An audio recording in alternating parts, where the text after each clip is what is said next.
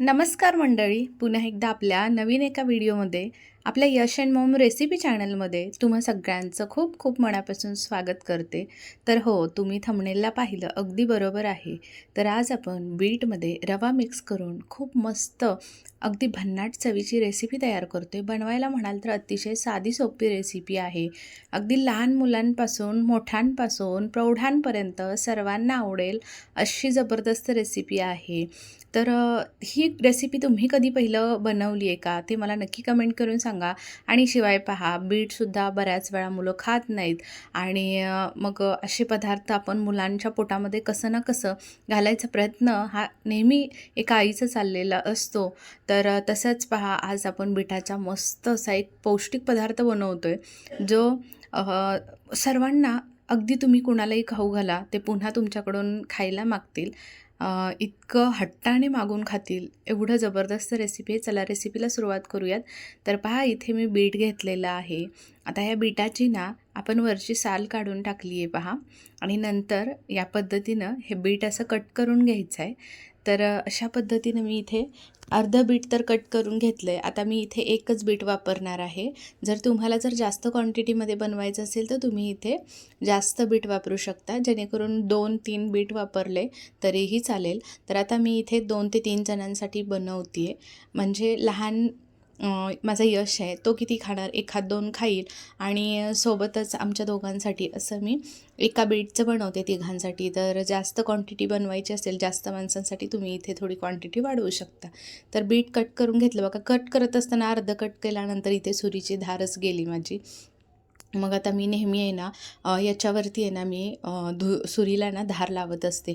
आणि जवळजवळ पहा 3 वर्ष झालं मी वापरते. तुम्हाला नाईफ एजेस दाखवल्या, खूप छान आहे, अजिबात खराब झालेलं नाही. किंवा धारसुद्धा ज्यावेळी आपण करेल ना नवीन सुरीला वगैरे, अगदी मस्त सुरी असो कात्री असो सर्वांना धार करता येते.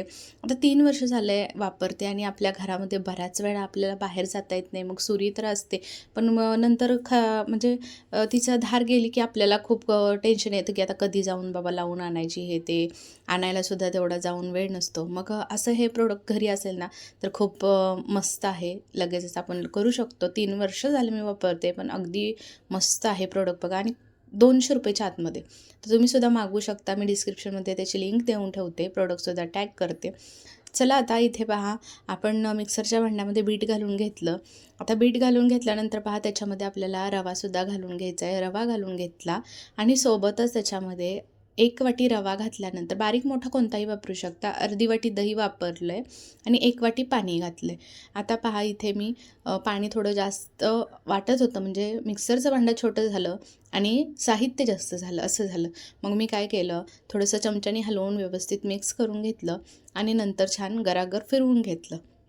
आता इथे पाहू शकता आपलं छान असं मस्त असं मिश्रण तयार झालेलं आहे पहा. आता हे साईडला एक 15 मिनटासाठी झाकून ठेवायचं. तर लगेचच पहा, इथे एक चटणीसाठी आपण एक छोटंसं वाटण बनवूया.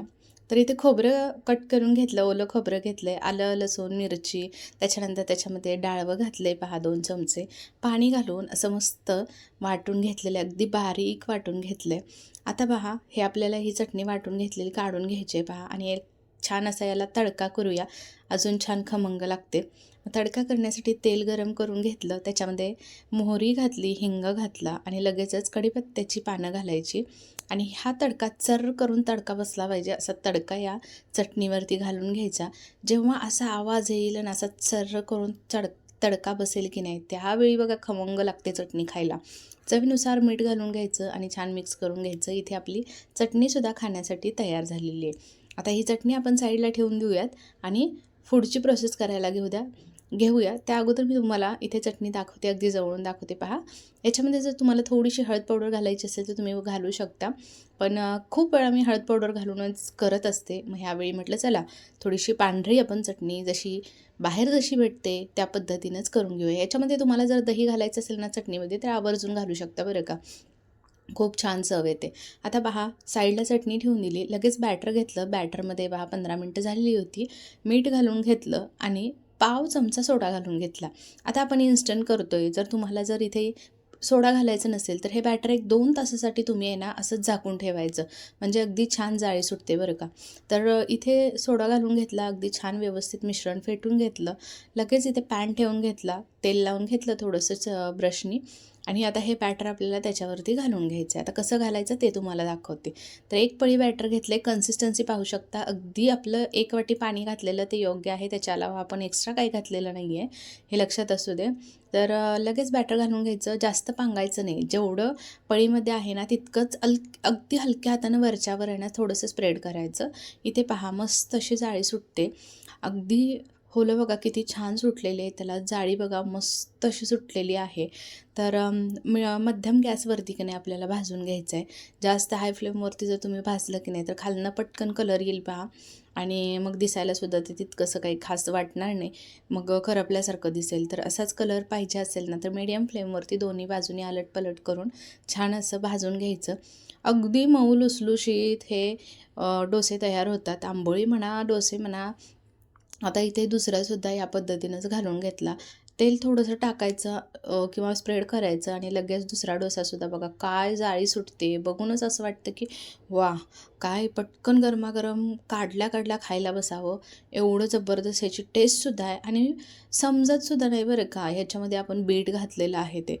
आणि एवढी टेस्ट छान येते की माझ्या यशलासुद्धा ना हा पिंक डोसा त्यानं कुठं पाहिलेला होता व्हिडिओमध्येच आणि तो सारखा त्याला माहीत नव्हतं की हा बीटचा डोसा आहे.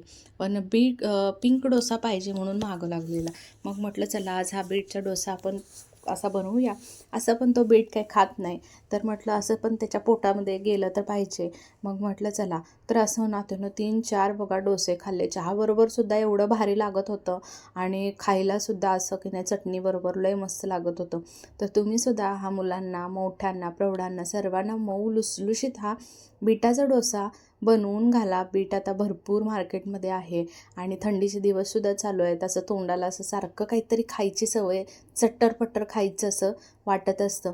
तर अशा वेळी नक्की तुम्ही अगदी इन्स्टंट झटपट होणारी रेसिपी आहे, अजिबात वेळ लागत नाही, काही नाही. तर बनवू शकतात. घरातलं साहित्य आहे आणि सोपी रेसिपी आहे. चटणीसुद्धा मस्त तयार केलेली आहे. चटणीसोबत खावा किंवा मग चहासोबत खावा, एकच नंबर लागतात. ज्याला कुणाला तुम्हाला हे खाऊ घातलात तुम्ही तर तुमचं कौतुक झाल्याशिवाय राहणार नाही आणि तुम्हाला ही रेसिपी विचारल्याशिवाय राहणार नाहीत. तर नक्कीच पाहुण्यांनासुद्धा तुम्ही असं करून घालू शकता. पिंक डोसा बनवला आहे म्हणून बीटाचा डोसा हा नक्की खाऊ घाला. बीट घातलं आहे की नाही हे माहीत पण पडत नाही. इथे पहा अगदी जवळूनसुद्धा तुम्हाला दाखवलं आणि इथे आता पहा मऊ लुसलुशीत अगदी ना कापसासारखे हे डोसे तयार होतात. विशेष म्हणजे ना अजिबात थोडंसुद्धा ह्याला बघा कडकपणा येत नाही. कितीही वेळ तुम्ही ठेवलात ना क्रिस्पी होण्यासाठी तर अजिबात कडक होत नाहीत किंवा क्रिस्पी होणार नाही. मस्त असे लुसलुशीत हे डोसे तुम्हीसुद्धा बनवा. चटणीसोबत, चहासोबत, कशासोबतही एन्जॉय करा.